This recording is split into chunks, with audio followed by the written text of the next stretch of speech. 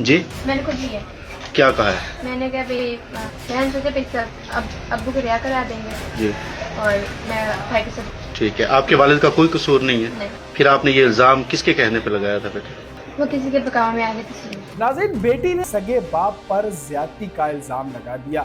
ٹھیک ہے، آپ کے والد کا کوئی قصور نہیں ہے؟ نہیں، پھر آپ نے یہ الزام کس کے کہنے پہ لگایا تھا بیٹے؟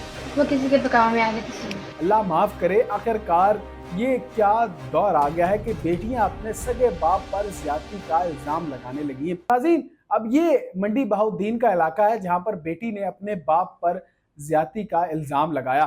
سی سی ڈی کو شکایت درج کروائی، سی سی ڈی نے اپنی کارروائی کرتے ہوئے ملزم کو گرفتار کر لیا۔ اب اس کو گرفتار کر لیا گیا۔ ناظرین، اب جب اسے منتقل کیا جانے لگا جیل کی جانب تو اس کے ساتھی چھڑانے آئے اور وہ باپ جو ہے اپنی زندگی کی بازی ہار گیا۔ لیکن وہیں پر کیس نے ایک نیا موڑ لیا جس کو سب نے اپنے ہی تیش میں ابال کر رکھ دیا۔ اب ہوا کچھ یوں ناظرین کہ جب یہ کیس چل رہا تھا تو اس لڑکی کا جس نے اپنے ہی سگے باپ پر اس بیٹی نے زیادتی کا الزام لگایا تھا، اس کا فورنزک رپورٹس جو ہیں وہ آنی تھی۔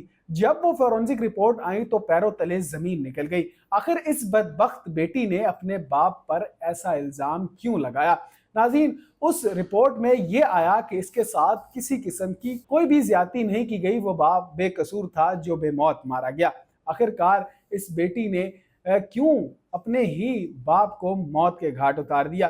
جب یہ فورنزک رپورٹ سامنے آئی اور پتہ چلا کہ سچ کیا ہے اور جھوٹ کیا ہے، سچ ایک نہ ایک دن سامنے آ ہی جاتا ہے اور کہا جاتا ہے کہ جھوٹ کے پاؤں نہیں ہوتے۔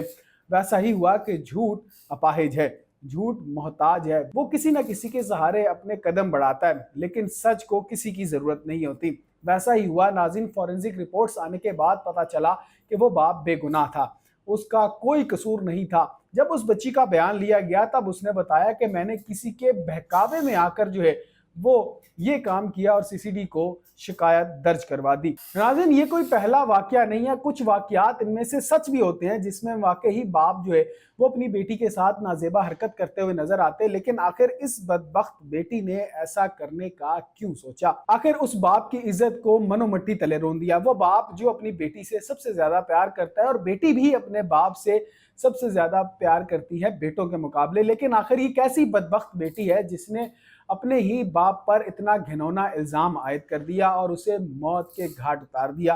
ناظرین، کچھ لوگوں کا یہ کہنا ہے جن کو اتنا غم و غصہ ہے اس پر، کہ کہنا ہے کہ یہی اپنے باپ کی قاتل ہے۔ آخر اس نے کس کے بہکاوے میں آ کر اس طرح کا جھوٹا الزام اپنے باپ پر عائد کیا؟ آخر کیوں یہ لوگ یہ نہیں سمجھتے کہ اللہ کی قدرت بہت بے نیاز ہے؟ سچ کہیں نہ کہیں سے سامنے آ ہی جاتا ہے۔ خدا جو ہے وہ دنیا میں ہی دکھا دیتا ہے کہ جو آپ نے غلط کام کیے ہوتے ہیں آپ کو اس کی سزا دنیا میں ہی مل جاتی ہے۔ اب ساری عمر اس لڑکی کو لعن طعن کیا جائے گا کہ آخر اس نے اپنے باپ پر اتنا جھوٹا الزام عائد کیا تھا۔ ناظرین، اس بدبخت بیٹی کو کیا سزا ملنی چاہیے؟ آخر کیا یہ کسی سزا کی حقدار ہے بھی یا نہیں؟ کمنٹ سیکشن میں اپنی رائے کا اظہار ضرور کریں۔ اپنا بہت خیال رکھیں، اپنے میزبان کو اجازت دیجیے۔ اللہ کریم آپ سب کا حامی و ناصر ہو۔